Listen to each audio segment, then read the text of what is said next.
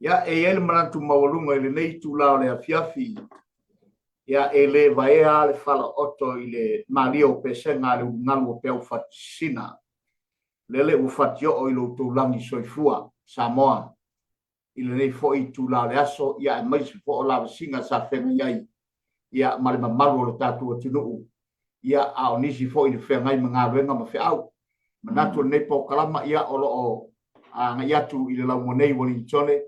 Ya tu sa foi mal fa mal blunga ya ale tatu TV Kintong TV channel au nanga ale au na ale tua por sunga le fatonu ya Mikaele Prueta mal fa tua mal au nanga malosi mai au kilani ya manatu olea wa fa pe foi yo na manga ya tu mol por kalama ya tu sa mal fa mal blunga ale tatu TV ya vi ia le tu le ya fiafi mate fa feilo ya tu mal sunga le tete nei ya ile nei tu la fia fi le suafo Yesu Kristo le Nasareta la tun foi sa fe ngai mak fe abu ngalenga o nisi fo o manava mai ngalenga ya wa tun foi manatu ya wa fa fa foi nisi o ainga ya mai se foi ya o nisi foi lungo o wala tono fa fa ngalenga o fe lavo e mawa mai ai ya wa au na foi le mo nei wali tone ya po tono lo hat nei po taita nei lo hat ya te oil nei tu la fia fi ya fai foi ma mai malu ya mato o manga ya foi lo ti ngai ne ya soi nga wenga ma au sa te ngai au rale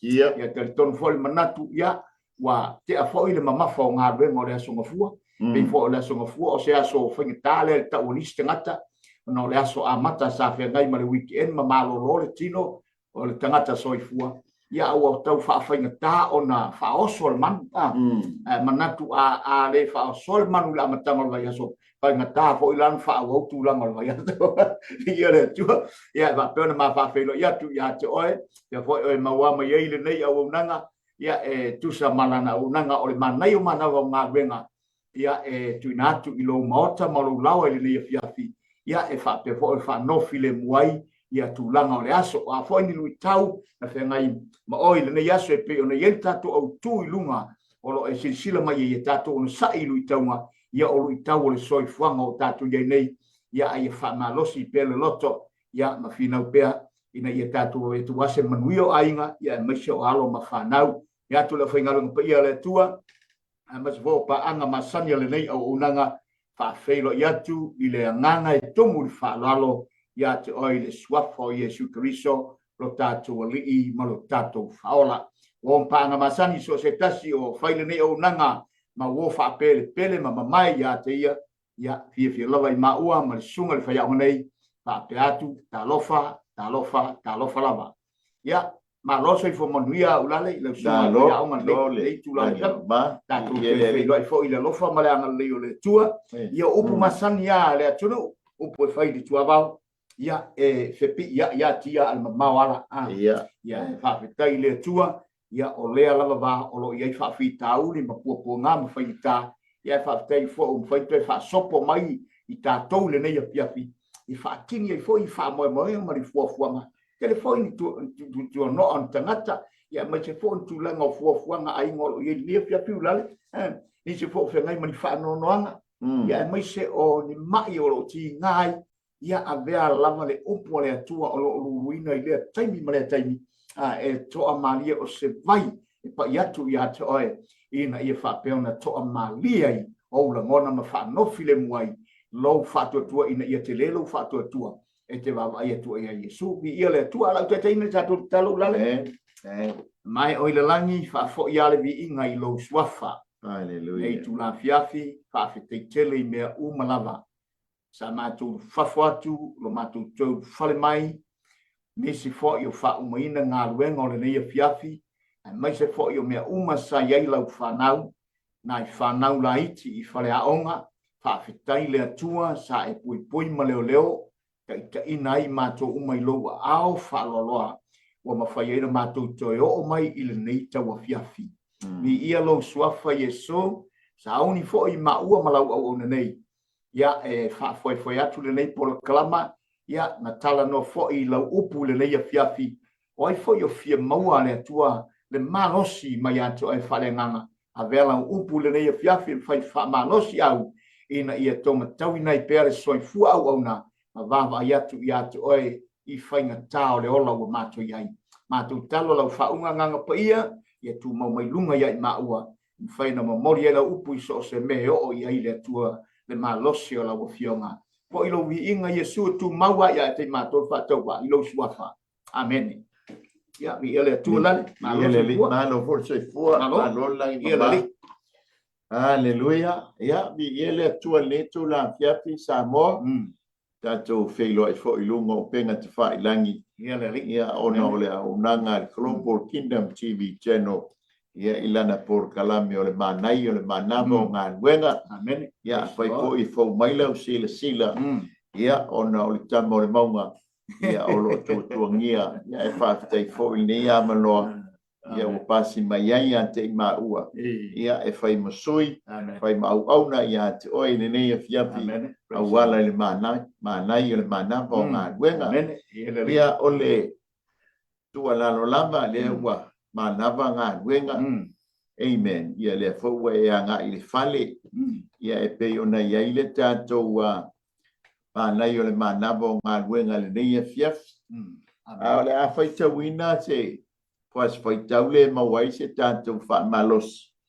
Ia le la maua mai le lua le timo teo e lua. Ia whai upu e tolu e o le lima. Ia le la whonga I nātu e sunga le li awa o ia soalo. Ia le tātou tala no aile ni nei tū la fiafi maro whaano alo soalo. Ia ia le atua. Wha whonga mai e le whaitawina le upu o le atua mo I tātou le nei fiafi. O le nei.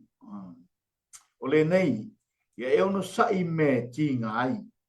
Whapei o se tangata tau e le lei a Yesu Keriso. E lei se tau I le taua na te whaalavelavea e ia te ia I mea le neo langa. Ina ia whaafiafia o ia I le na fili ia te ia e whai matangata tau. A whai fo ia whinau se tasi I le fia malo. E le whaapea, e le whaapaleina o ia pe a le whinau e tusa ma le tūla whono. Pa maria mai le tu e tu sa mali. Peita wina la na fionga ia tu mo pe ia te ia. Lona vi inga e wha vau. Le tanto manai o le manava o ngā nuenga ia e wha wina wha pe pe o nei e le tanto au tu lungo le tanto screen. Ia tanto gono sai lui taunga. Amen. Ia whafta ia tu fo I lo gono sai. Lui taunga le nei aso. Ia fo na sau no atu le sunga leli awa ia e pe o le aso whainga tā nei o le aso mafua moni lo ia e pe wha tu ngata wha usu ngata ia o lui tau umana sa tātou whenga iai ia ile taheo malama na leila ia o le tau mawhaia ina ia o I whainga nuenga sa ia I talitonu fo isa ia I lui tau le ngā nuenga le nei aso ia e whaaftei fo I lo ono sai. Ia le ua we manu malo e fo le nei aso wa lo manava ngā nuenga. Amen. Ai ai fo I lo tau lungo le ala so. Oka. Ai mai sia le taimile nei. O le ua tātou nau uma fia o I whane. Ia mamam. Ia mami matamaiti. Ia. Ala e fo ia fo ia. Lo I tau lungo le ala. Moni. Le tele me o le pise o le traffic ia e o soile le fia o le ono wa umi ne fai ngā nuenga to sau foi to e alu le si tula po le lua tula I lungo le ala ia ua peila o whanau mai lo malele ono sa ia a le fautuanga la va por kalami o lui taunga ngā po lui taunga e te taua ia na tātou lava papale ma lava le ono sai ina ia awane I o tātou inisi tūlanga tātou te le mana na o tātou te o ia. Ai ono le whiri o le ala sau fo ia lama tā ua. O le ua nei loa ua tā manu malo mai li tai au se o mai li taimile nei. O le taimila le I le maa o le whalwhenga luenga ngai le whale. Ia e pei ona watuai se tu alalo. Whai mahali e pea lo sa. To a pea le tai tātou te taunu uai o le wati ia o lo whaatali mai ai mami matamaiti ia fai pole singa songi a ia awale fa fetai ile tina ila na takwa inga ia pole tina fo i tama ia me se fo ile fana uba wai so ia so alo ia ono masani oil songi pe ese songi po ia lava io al fa pelo leo se songia se stulang al songi po ia sa oil to ina pa tu ta mai la me ke fia ile lotu le la pa mai to ina se ba na ia le lotu na le songi po i ia au ka fa no wat fo lo ngoni ai o songi fo ia tama matina ba tuai i fai pule ile tu fango le lato se la mas frutala ia o winga fia sa o salato o sa i fo i lutonga ile umi de fatali ia ai fa fetai sa boy lo o sa o lutonga uma nai tofo ai lo tangata soi fua mo tatu tangata te fa pe i lo tangata a wata to te lo tangata moni ile ono sa i lutonga so ia penso fa po so o leo ti atau la na fa fonga mai po ile atu uma mai samo ia le yale le songi na wa uni fa winga fo o tamai martina o tasi ala ua ai o songi fu ia yale tangata te wena songi lo fa mo songi pa ia e wa ia fo me tupu le songi ile fa ke so ia pe volana ile si sto imasi lo mato se vatua samo ia sa mato i fata foi se stasio ka ia so ia ia vai melo matua si wa malo si del to ina fo melo matua melo ave ma o gota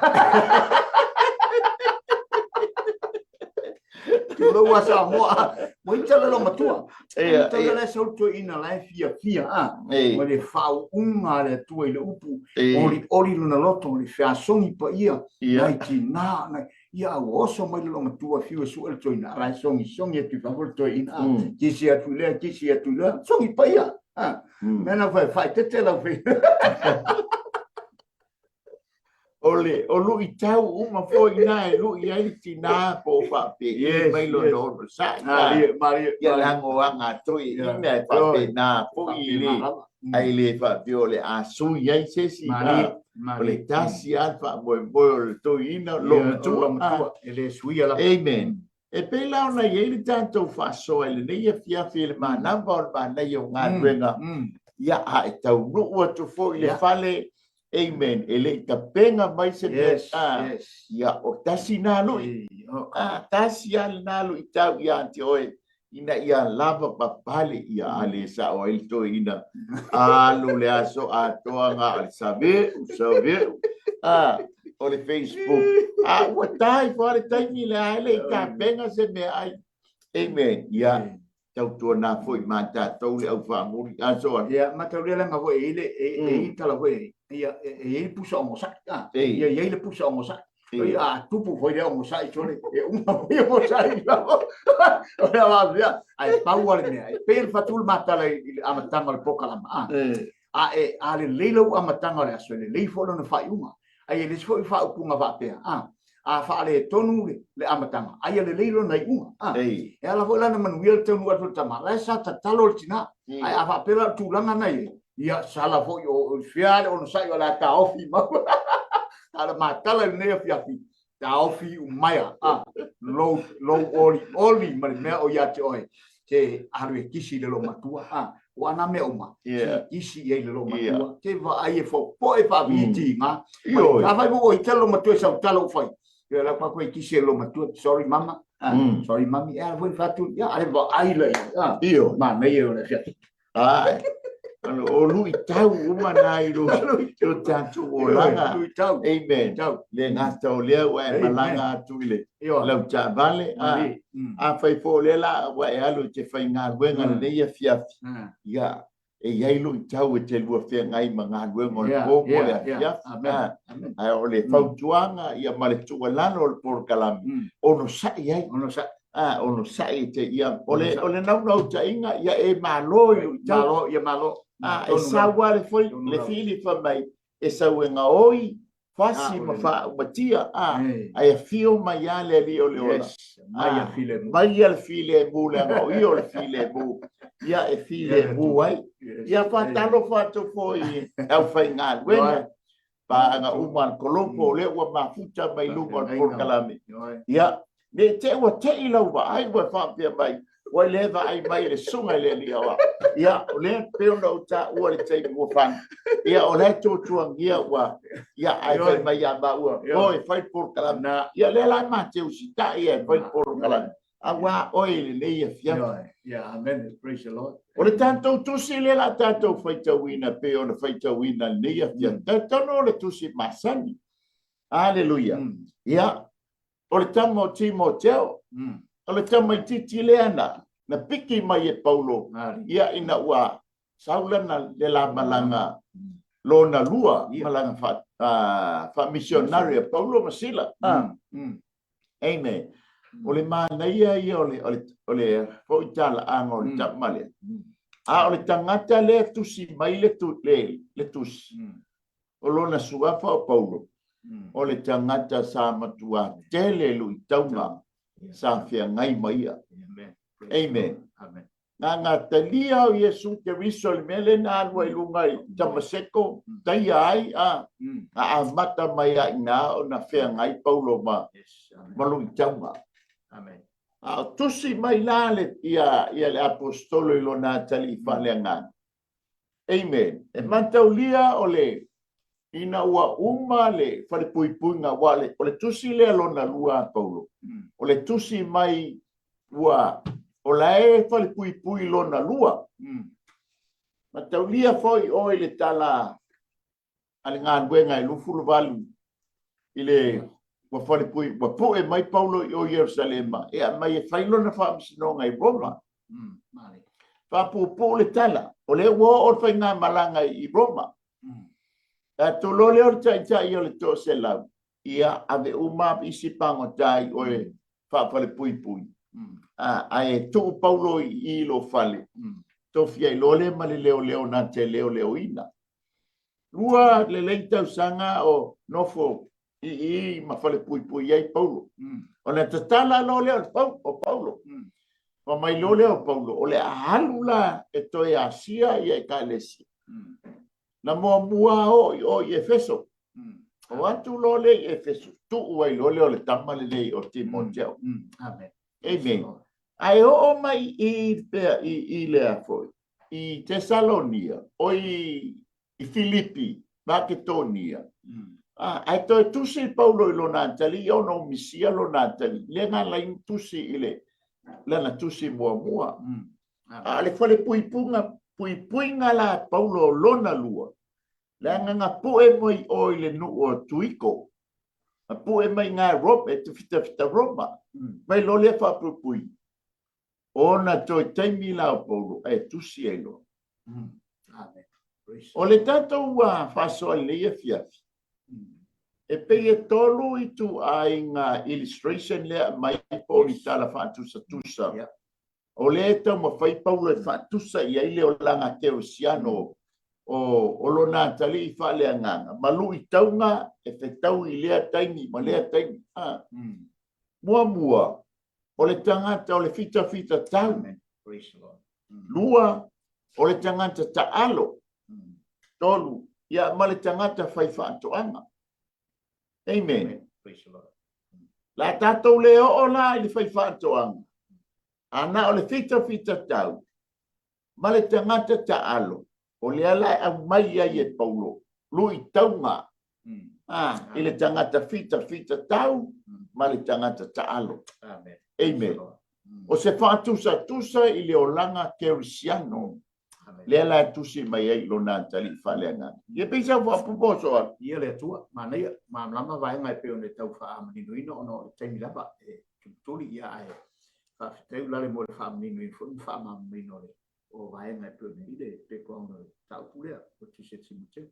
Te foi taimi le apostolo na alule le atali ile atono le mena e ese le lotto o le apostolo tamale o se tamai se foi le ustai o tamale o Timoteo. Ia.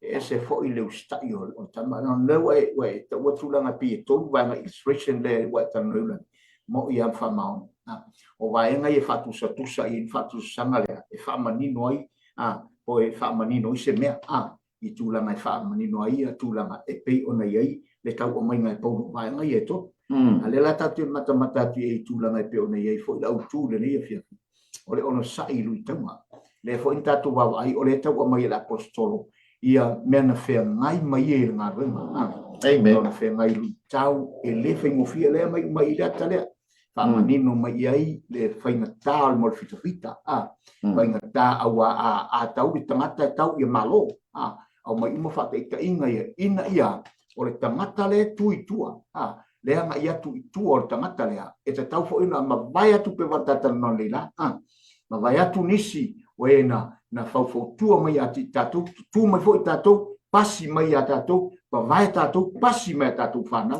i va pena va engol soi fu ora e pe nei i tatu te va ai o so se mea lava o lo ia ilu tau o le soi fu ma lo langa ale ai fo ila mei tatu te ngai feta ia i tatu le so tatu malos e le sei lo tatu fatu tua ai alan tupu tatu fatu tua ole o mai o li tau ai ma faiona na tau ilu tau ia langa so se fita tau le tau fa manino ma apostoloi so se fita tau e ta taua ona taua ia malo le ngata le ile ia o ina i mea malava so se mea ia o ina e le fai ngo feel tu langa le o ina fa fita ai maisela wa tato ia le fita Yesu o tato la e le fai ngo feel tato taua le tato fenga wa pe o le mena e lui tau mai e pere fionga le tomo i tato ina ia ona ingalo ia ti tato o i tato o fita po ama passa le malo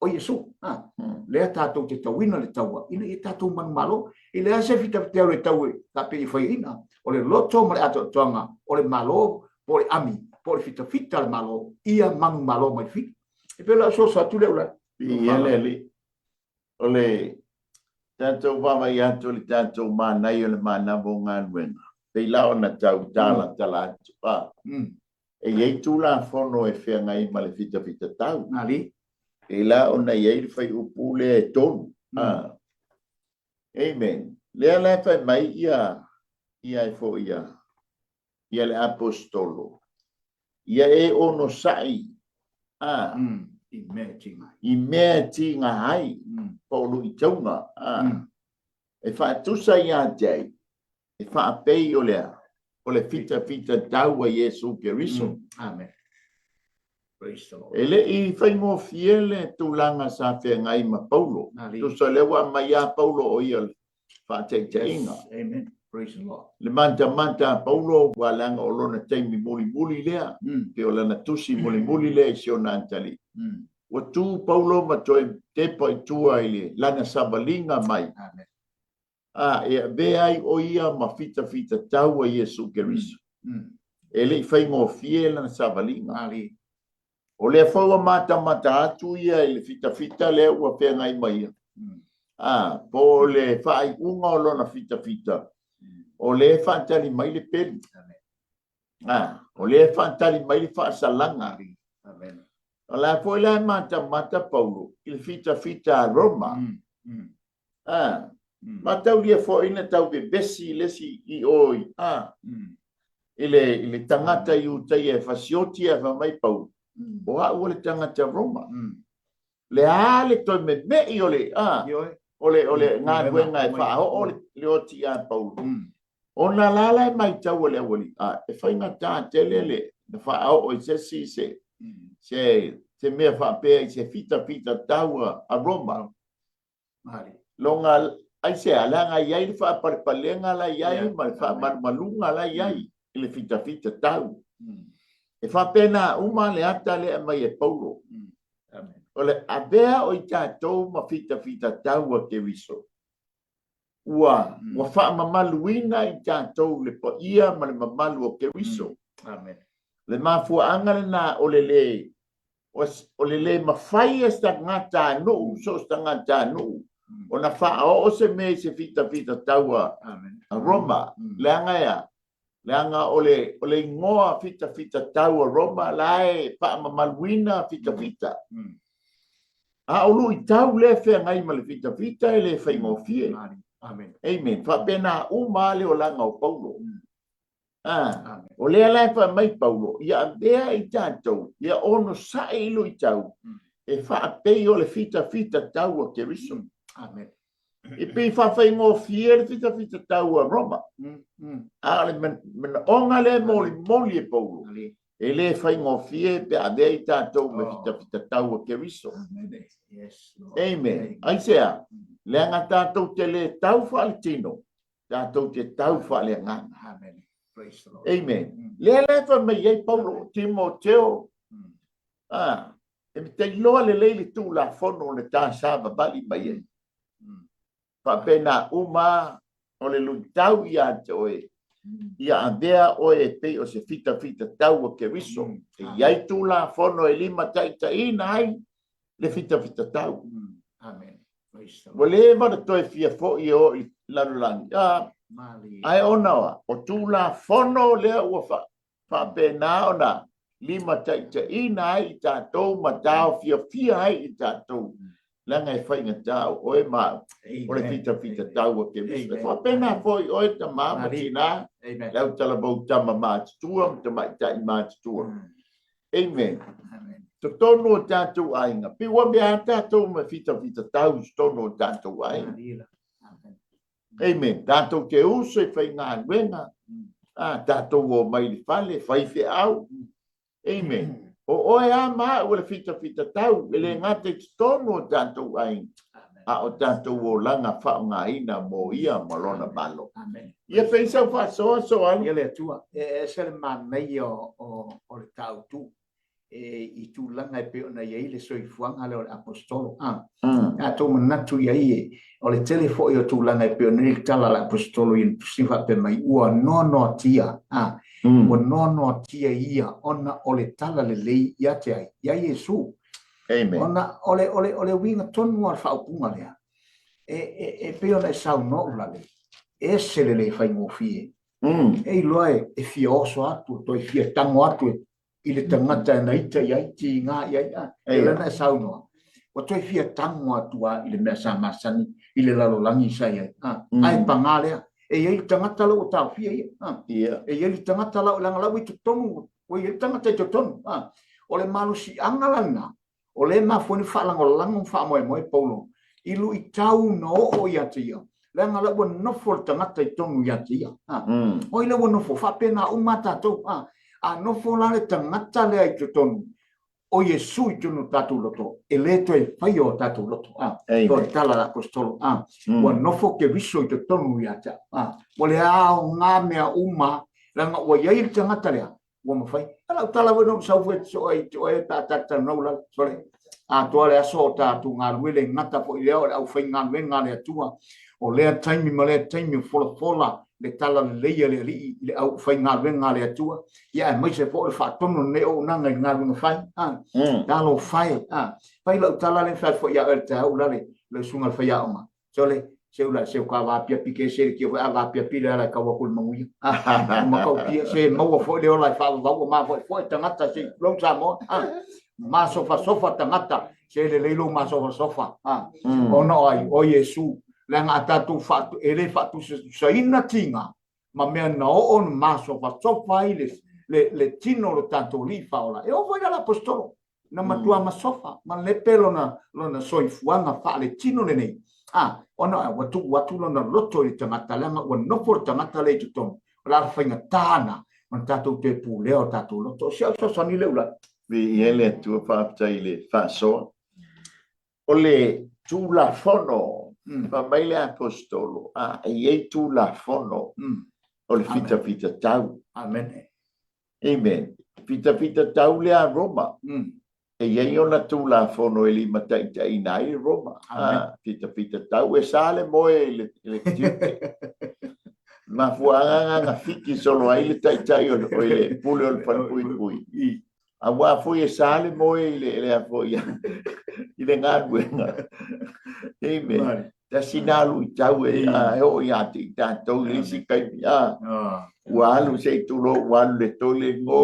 fo for le pa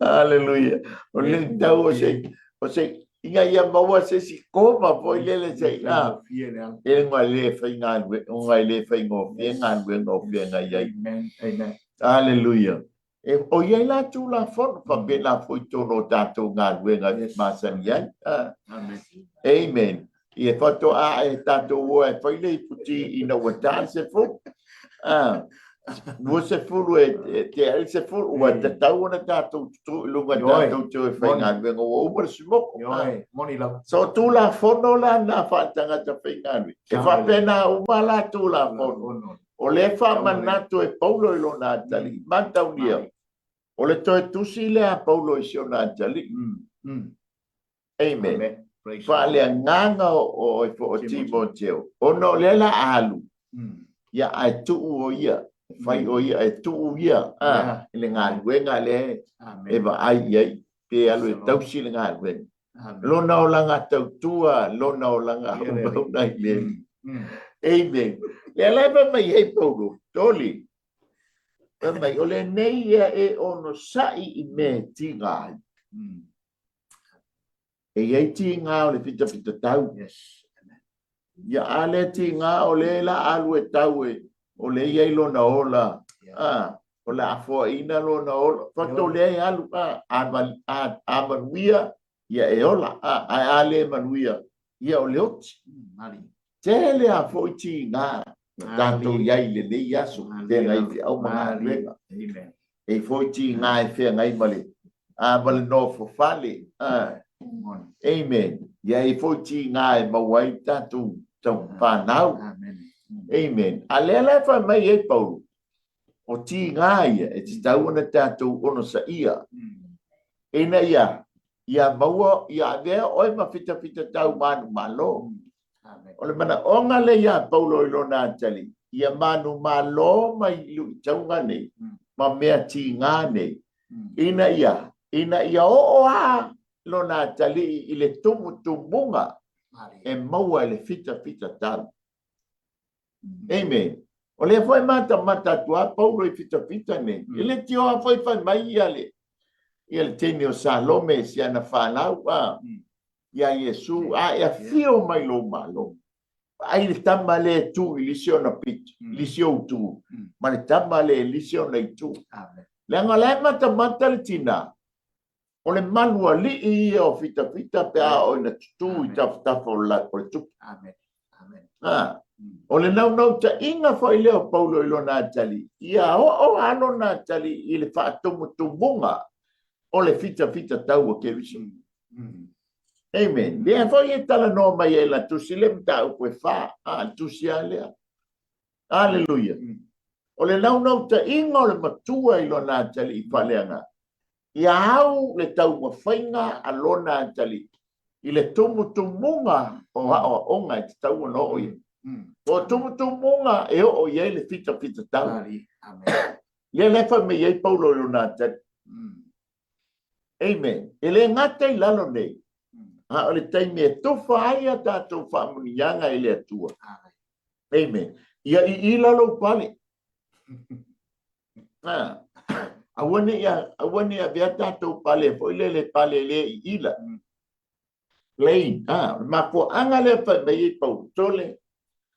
Ta fei loa i luma ia vea ia e ono sai me tingai pa pei o le tangata tau elelei o le tau elelei ia Yesu Keristo ia pei sa fa soa o lo tatou fea ngai ma lui tau ngore o soifuanga pei fo lo tatou mata per tala tuspo ia poto Solomona o tele o tau o lo tatou fea ngai ti ngā o mai o mea umar soifuanga si o mia tatu o tau ane soifua matana ai pe ona sa no ula li tono farfenga ngai ona tu la fon ia a fa pe fo ila wa e ale si tangata tau o fai inga i tau tono farfenga lo tau la pena tau fa tala mai ia na lule tu li te mi tono ole shower ia bathroom ia wa tule nanu fono tina la vai lo se era no fono foi ia o ia lu tau we lu tau fai ai ngai stanga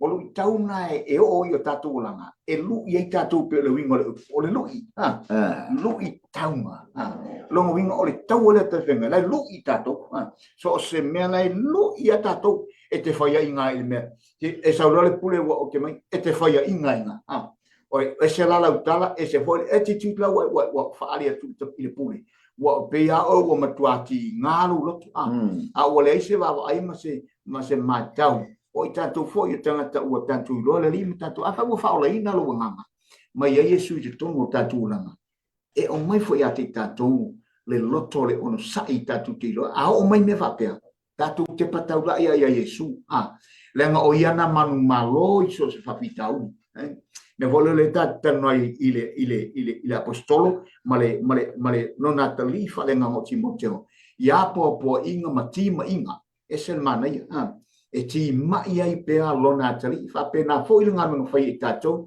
a me se fo lo fai ngalo ngale tua e ti mai ai pe ma ti matale penga ina ia fa pe ona po ai pe ina ya ono sai tato ilu i tau ngol soi fuama male langa so se ai o so tu fafo po ya ina o so tui fai ina pe fai ai le ai a te tato le pula persevere na mane te le vale ngolo pula persevere o persevere pe ma lo si tu mau fa pane e te le no fa winga ina tu mau le on sai o le ia fa ma lo si le loto on sai i meti ngalo so i fuama e fe tai ya i mai tato langa o le taua tato taimi uma tato te loai o lo fa malo si au mai pelo tato tua mare au ngale upole tu mo tato ele ngata foi ile sosoni mai Paulo apostolo Paulo i lona talio fa le nganga Timoteo o se o onga silimo au gale o se o onga mo au lavaia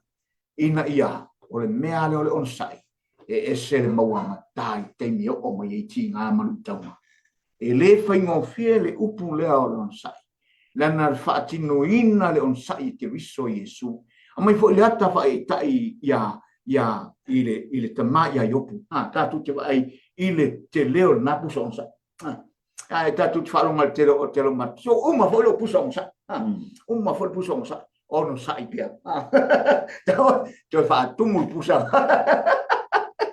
ai on sai pia ai ta tu te on sai ele fai mo fiele soi fu nga male olo to soi fu mo na ya la so ne le ula ele fa paleina tu so male pa mai ele fa paleina o ia pe ale fi now tu sa male tu la fono yes amen yeah foi fo tato fita tau amen e te tau a foi na faima siaki pa pe pe moni men ya e te tau a foi na fai ila tanto pe pa mai ya wale fe nga ye tanto tau aleluia e tau foi na ye le fita tau le poto le ata mai male malama e mo fai ai ona ia tau ele tau awa tato fa vale lu ngole ala se tu lo sa e babelan tato maua tato ele fini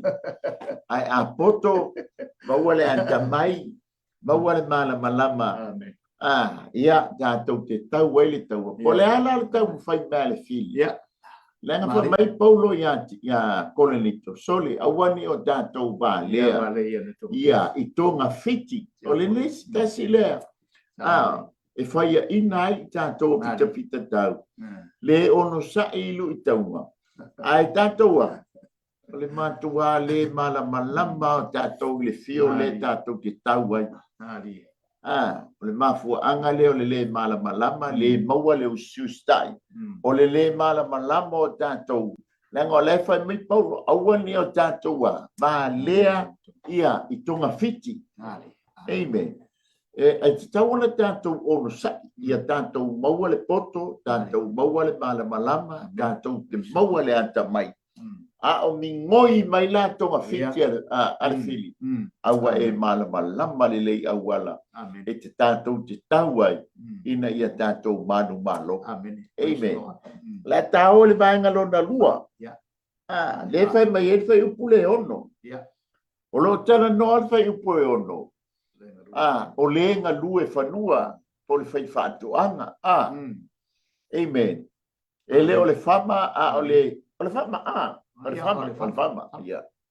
O le fama po le nga lue fanua. Amen. E iai foi la tu la fono le fai mai ai. Mai o le nga lue I fanua e tataua na mua I maua e ia lea. Le fua. Ai ai fo le tu la fono e fa pena ona lima tai ina I le tangata nga lue fanua. Amen. Ia o tasi leo milionea I nei foi ona nei atunua tato iai o le tangata fama. Ya. Tangata nga lue fanua. Amen. Tangata le ia wa ao nginga faia le sele ngole apua. Mali. Ao foi na faia le sele ngole kiwi. Manuia le fai fato. Amen. Ai ao foi na ina te tele timunga, te tele matanga. Tangi o le fai fato. O le tangi o le fai fato.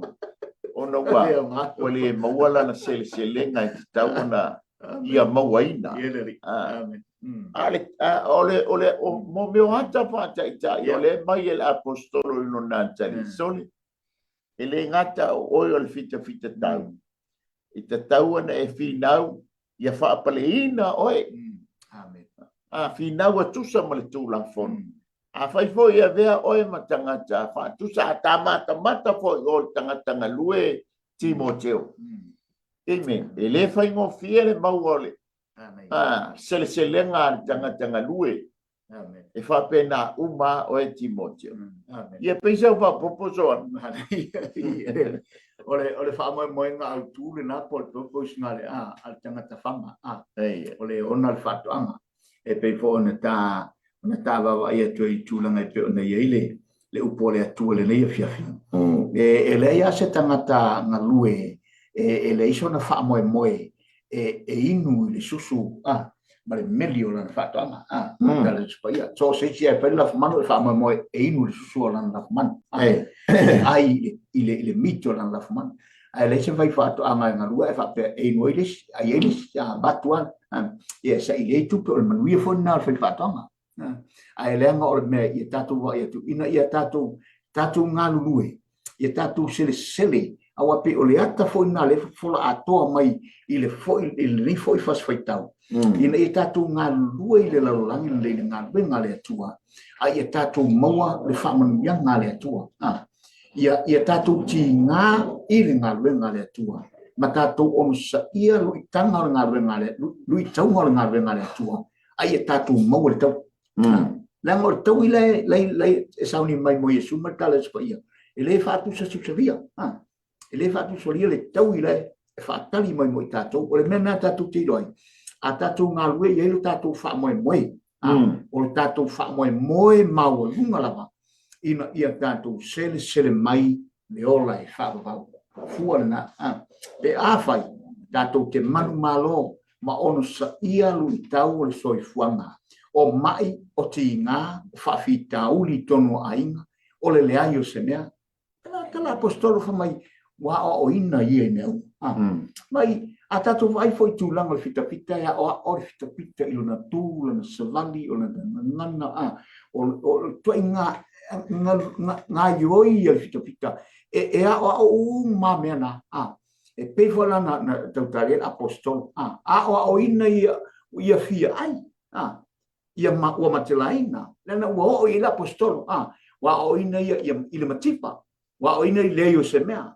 wa o ina le yayo mea e fa pena vo ila le tau mo itato ine tatu loa ma tatu va ayatu ile taui ma walunga ma le taui sili o lo fa tali mai mo itato pe afai tato te fa maoni ile ngaluenga le atua ma tato tu le ngaluenga ma le to pine le atua e lo fa ngaluenga le atua o lo manu o fin ngalo le atua ile aso ma le aso o lo ngalue le to pine le atua fanga le lafu ma moya le atua fanga nganga o tamata ina ia mau e tamata uma le tau ma le ola e fa va o le manuia na ma le fuana o tato ngaluenga le lo langi le se o se sone tu le ulale e ene le tai mo le fasoa i o tangata ia o le mai e Paulo tusa ia ile siona tali i o Timoteo e pe o tala tusa ia e faima manatu ia ilona tali o le va iatu i le fita tau al Roma amen i le fa pe e tu mau ai le ave o le fita le tau le levo le ia mari se ia o ai la dea o ia ma tai au e le tu mau se fita tau e bea o ia e ma tai au mari pela o na ia i tai au le sa no foi Paulo i lona fale tai au o le to se lau lona winga wa ia tangata na te ba aia ma pulia ina o le fa ia na se io o ai na bea o ia ma high commission o le o le to inga level na tole stenen na le tala no ai Paulo ia Timoteo ele ngata inalo tau mo fai Paulo o i Timoteo o le batau sanga o ta ngā lue mai o le la walu amen a ia e o i le maua lunga o le fita taua ke miso e ta taua na e o ia ele ngata i le o langa nei e whaapaleina o i tō whinga ma whaamanianga i leo langa nei. Ai sili ai, le whaapaleina o oi le ola e whaamaba. Amen. Amen. Umalo leo la matamatanga i le fita tau. Ai la whaasanga i wholo i whanua. La mata i whanua. Ia malitangata le pule i whanua. Le nganue ina o le whanua i le whaingofi. Le suoto sino le fanua tulanga uma ele ngata ina suoto sina toto o tula fono uma ia ngalue ina le fanua pa pena uma o Timoteo amen sa ta mata mai na utau mafaya ina ia build up oi amen ale wala ai o la utau mafaina la hi o la faiba ai o te mana o ia te oi ina ia e peia na faia ina o fita i lona ngā luenga wha fita e wha pe nā fo i oe amen o le mana onga e pei o na nau o le whai whaanto anga ina ia le leila na selenga amen e wha pe nā uma oe Timoteo amen ia e o le tu e ngā loto fia le o ia le ngalue whanua amen. Olea,